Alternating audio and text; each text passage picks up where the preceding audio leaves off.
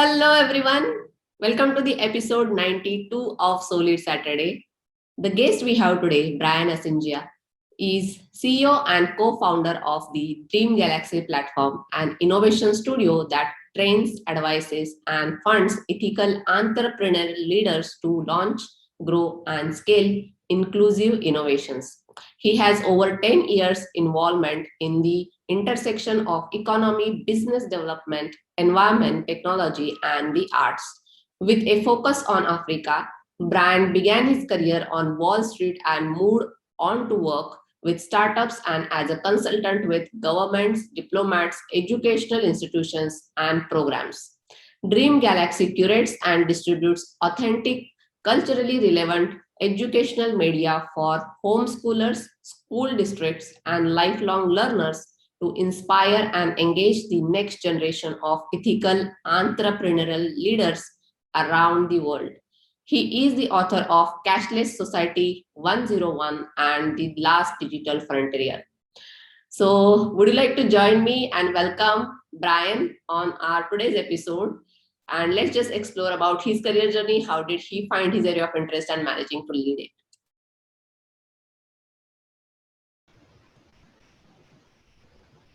Hey, hi Brian. Very happy to have you on the show and really appreciate all your time and consideration being on the show. Thank you for having me. It's a pleasure to meet you virtually. Yeah, thank you so much. It's totally my pleasure. And to begin with, we have our general segment where we always ask that, how did you find your passion or the interest in this particular field? So, how did you end up having this passion and build your career in it? And what motivates you to be here every day? Yeah, I think for me, how I found my passion, I would say just reading. So reading about, um, especially entrepreneurs that always came to the US and sort of got to succeed through starting a business or doing something. So I've always admired the whole concept of enterprise or building something. Mhm. In a more specific, where I'm at, really trying to have an investment fund focused on emerging markets in the digital payment space. So that's long term, really, where I see my focus being, right? And so it, for now, anything I can do to support people building companies, whether it's through thought leadership of writing books or advising or partnering with accelerators, that's really how I spend my day to day. And it's exciting and it's fun to maybe not try to build everything yourself, Uh-huh. but those who are doing the building Uh-huh. that are on that kind of shift to be somewhat more Uh-huh. fulfilling for me, to know that I'm helping other people make their dreams a reality by helping them build whatever they're building. So that's one way to put it. Wow, that's great actually. And really, really happy to have you. We have the second segment, which is more about the questions from the audience. And the first question that we have is around your area of interest actually, which is inclusive innovation. How can inclusive innovation initiatives be expanded to improve welfare and facilitate the democratization of innovation?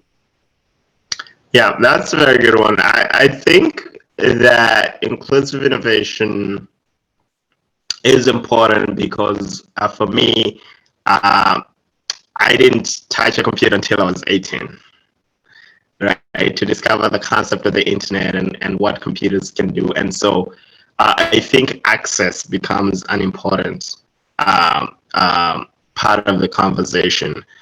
You don't, sometimes often the best technologies or working technologies are still not accessible to millions of people around the world. And we wonder why we are not getting that, information flowing to the people who need it the most. So I Mhm. think access technology is or any initiative for that matter, right? If you're thinking from a policy perspective, how do you make sure your policy maybe not necessarily mandates, but encourages access, for all to be Yeah. considered as a design imperative.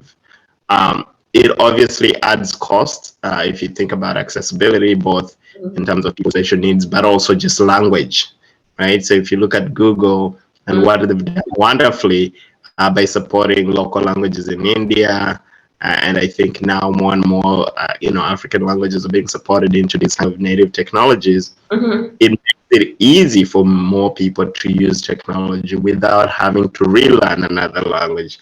And mind you, if you need to learn a new language to use a tool, right? I think Mm-hmm. that should be the test. Do you need to learn another language to use a certain type of software or technology?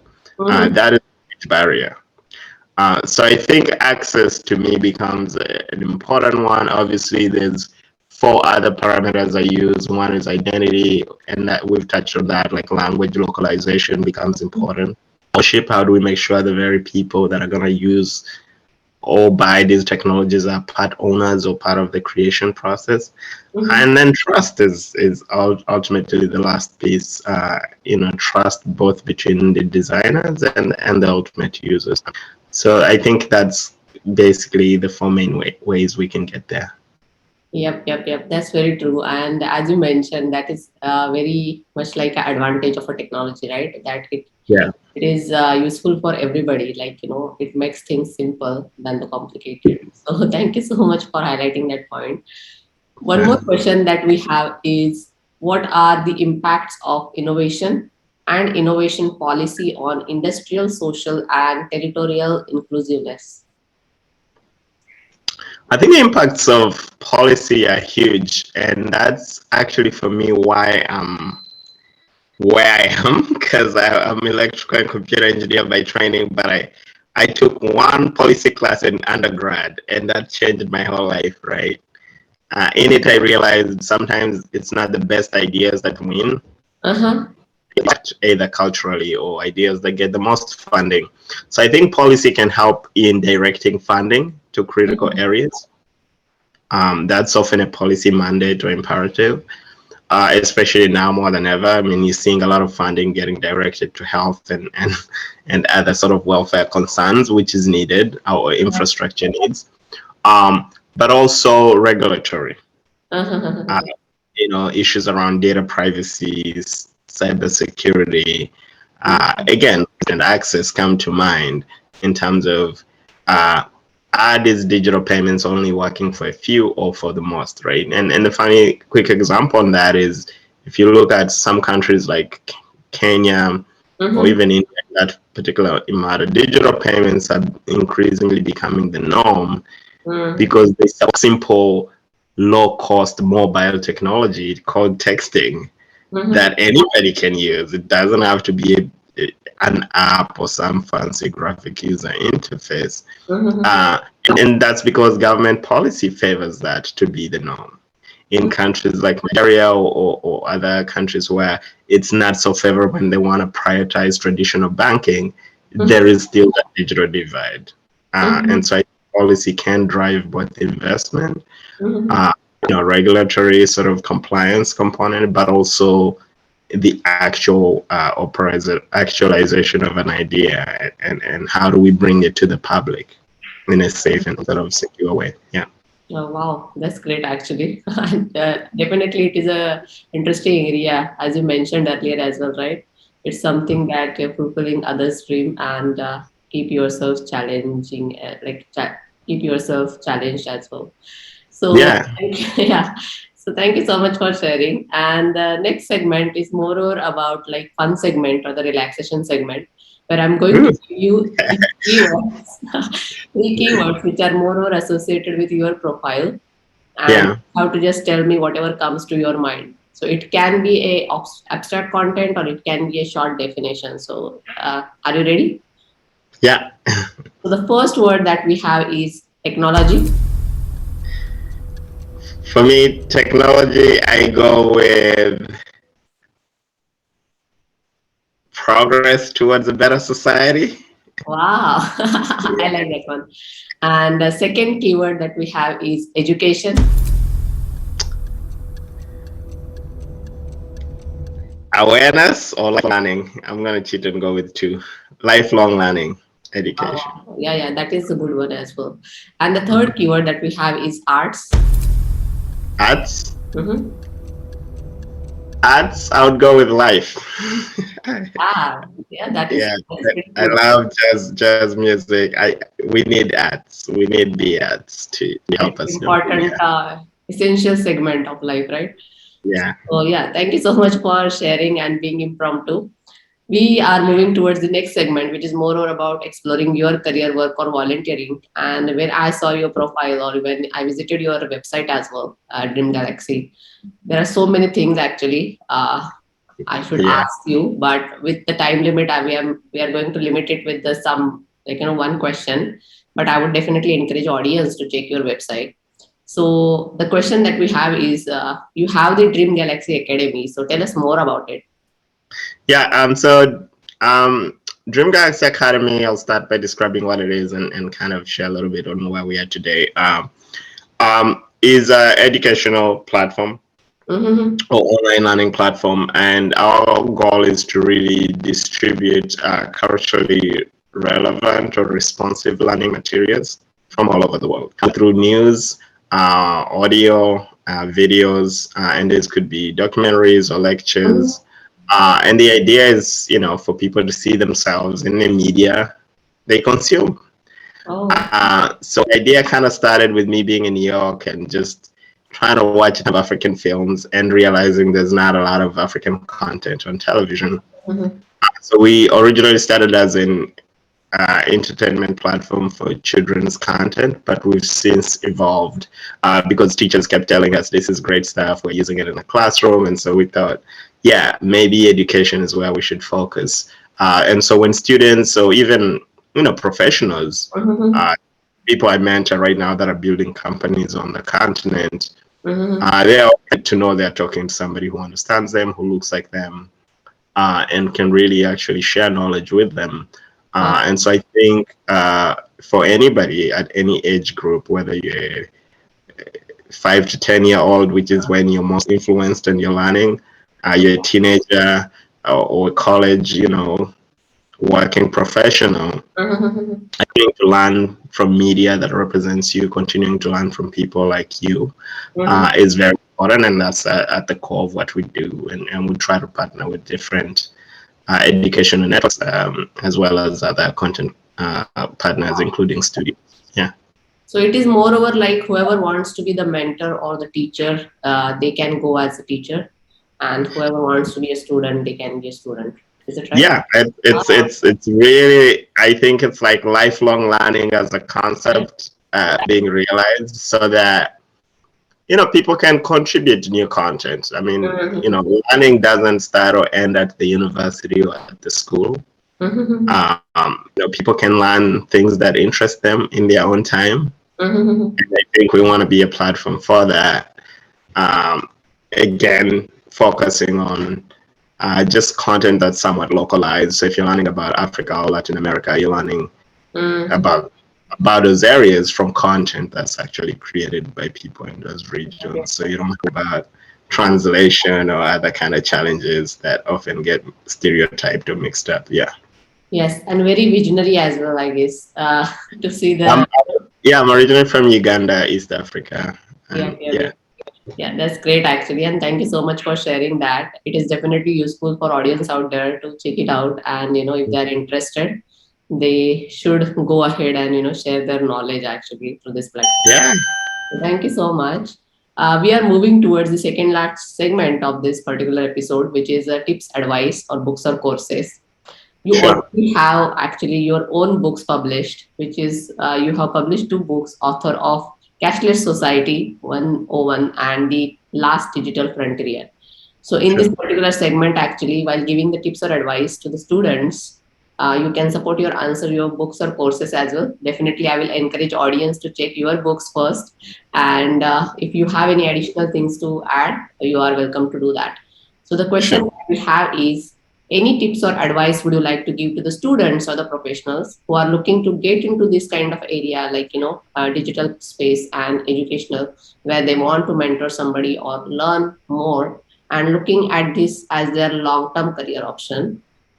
What would be that advice? Like, or maybe you can give an advice as an entrepreneur as well, like if somebody is Yeah. looking for Yeah. being. So I would say in summary, the space I'm in is, I would say, management consulting, trying to break into private equity or having a fund, kind Mm-hmm. of really, because it's really all about operating and financing enterprises. Is oh, that's a good one. I should run with that sometimes, right? So that's the space that I would say I'm in. As far as I broke in by getting my first job at the New York Stock Exchange, and that really helped me understand more on what makes companies succeed over decades or hundreds of years. And I was just often fascinated by the concept of time, of what makes organizations last beyond just the hype of the time, right? Mm-hmm. And I think long-term thinking as a concept Mm-hmm. comes to. I think often the best decisions are long-term decisions. So if you think of what you want to be 10 years from now and you start working towards that today, chances are you get there, but you have to start today, right? Yes, And, yes. and so when you think a long term, it takes away the pressure of like just making a decision in the moment that may be emotional. But if it's a little separated by time, that allows you to have more time to think through the benefits and all that. As far as resources, I've liked. There's Peter Drucker has an interesting book called Getting It Mm-hmm. uh, Right or Getting It Done or something like that, and it's essentially all about. It's a very simple read, less than 100 pages, but it's about management Mm-hmm. and prepare for a meeting. How do you get the best out of Mm-hmm. people you interact with? And I've kind of literally taken that to heart, Mm-hmm. where I want always over prepare. Mm-hmm. I always do my part, Mm-hmm. and so I'm not the one people are waiting on. Like I always want to do my part. And that has helped me gain some kind of trustworthy reputation for just doing what I say I'm going to do. And I think that's a basic, decent goal to aspire towards, right? Mm-hmm. Um, my two books are, well, the last Digital Frontier is really about the history and future of science and technology in Africa. And I wrote it primarily interested in Africa as a continent. What was it like before colonialism? What is it?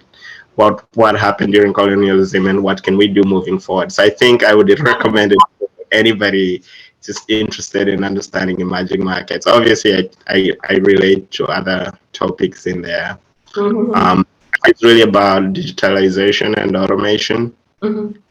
Jobs have already been lost during this pandemic, Yeah. and then are coming back because robots are doing them. Mm-hmm. Uh, I think for me, it's just an exploration on ethics, Mm-hmm. doing the right thing is. And so often, whether you're a student or you're going to be a professional or you're going to be a leader or manager, Mm-hmm. you're forced in so little details. Often we think of ethics as coming through when there's a big crisis. Uh-huh. Sometimes it's tell my boss today that I'm not going to finish the work on time. Or it could be something more complicated like, Yep, do yep. we tell the regulator Mm-hmm. you're not compliant, but we're working on being compliant, right? Yep. So I Mm-hmm. I think of ethics is something that's not being taught a lot in schools or being encouraged, because often you're looked at as being a snitch or like a troublemaker when you're questioning and trying to ask, are we really doing it the right way, right? Uh-huh. And I think that that conversation around that should be normalized. And I'm sure there's a ton of other resources. As far as entrepreneurship, Steve Blank is kind of my go-to guy. He's a professor of books. I think you can find them on steveblank.com, but he also has a blog. So he has, lots of resources Wow. um, Mm-hmm. really help people on their entrepreneur journey. And again, it comes back to maybe doing. Yes. I He calls it getting out there, go talk to people. Yes. Don't just think in your head, but actually do. And so I'm actually glad we're talking because to me, talking and networking is part of the learning process. So I Yep. would Yep. say, That's very yeah, get out of your head and meet people. Yeah, Yeah. I think in this new world, it is the new kind of a learning methodology that you actually interact with the people and learn more. Yeah. So it's not about only going to the school or something. It is more about getting the practical experience around as well. So thank you so much for sharing, and this was really very wise. We are moving towards the closure, which is more about the leadership. and no Sure. doubt you are leading your area of interest. So, what is your leadership style and any specific leader that you always admire or why? Yeah, my leadership style is more, I guess, hands off, laissez-faire. Like, it's basically delegation, I would call it, right? So setting the vision, explaining what we're trying to achieve. Even if I'm being brought in externally, sometimes you're brought in as a consultant or an advisor to an existing company that already has its vision. It's Mhm, going to be okay. Let's reacquaint ourselves with the vision and what we're trying to accomplish. And then let's make sure we know what we have, what resources, from mm, human capital to finance to technology, because those tend to be the limits, right? Or time as well. And so, who's going to do what with the resources they have, from the time they have, the time, and then it comes down to reporting. mhm, What did you do today, this week, this month? What are you doing next, and where do you need help?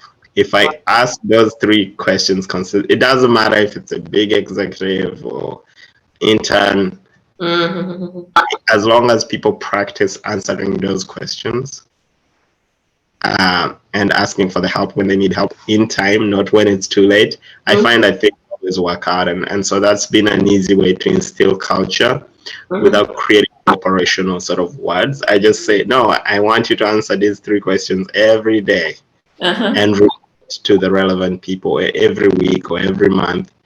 And that seems to do it if people do it. Yes. Doing it is one thing. Yeah, but I think other kind of philosophies, I suppose doing the right thing, since I did start Mm, talking about ethics. Do the right thing by the customer, any stakeholder. The right thing means different things to different people.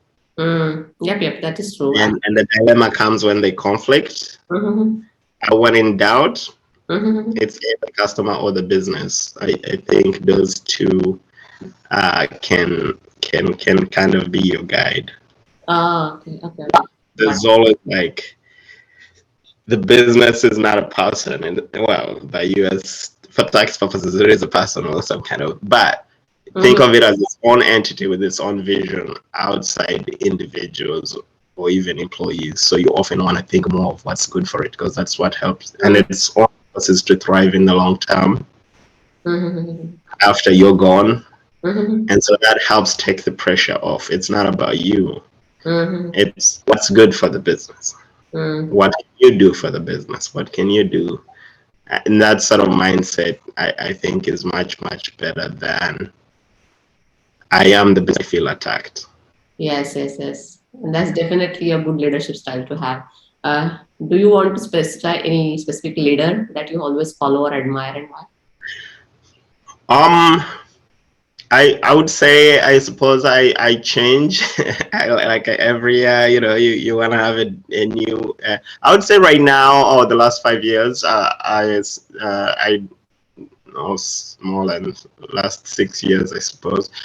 Tony Almelo, he's an African billionaire. He was a Harvard educated, he's made his money through banking, and is now sort of supporting a lot of African entrepreneurs. I think he's very open in terms of sharing his principles, and really actively being involved in sort of Africa venture building Mhm, at a time when most people think it's not easy to do business in Africa. Has been very proactive in trying to demystify that. mhm, And so for me to again kind of see like a successful, African business person, when I grew up at a time where business was frowned upon, you had to be a doctor, you had to do this, like that's been very, very comforting. Obviously, I'm not a billionaire, but my point is that find people that inspire you mhm, in the thing you're trying to do, and learn what you can from them, but don't copy everything, because they have their own different situations. But I think leadership um, is mostly serving and teaching, mhm. Yep, yep, yep.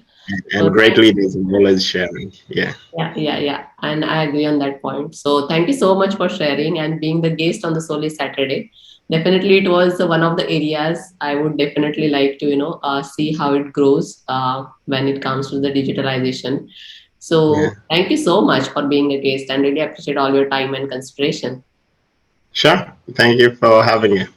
Thank you. All right. So, this is all about Brian and the way he's managing to lead his area of expertise in the consulting as well as the digitalization.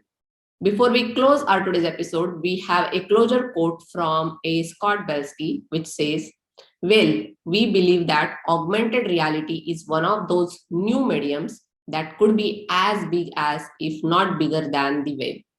One of the areas where consumers adopt something new is when it makes something drastically easier.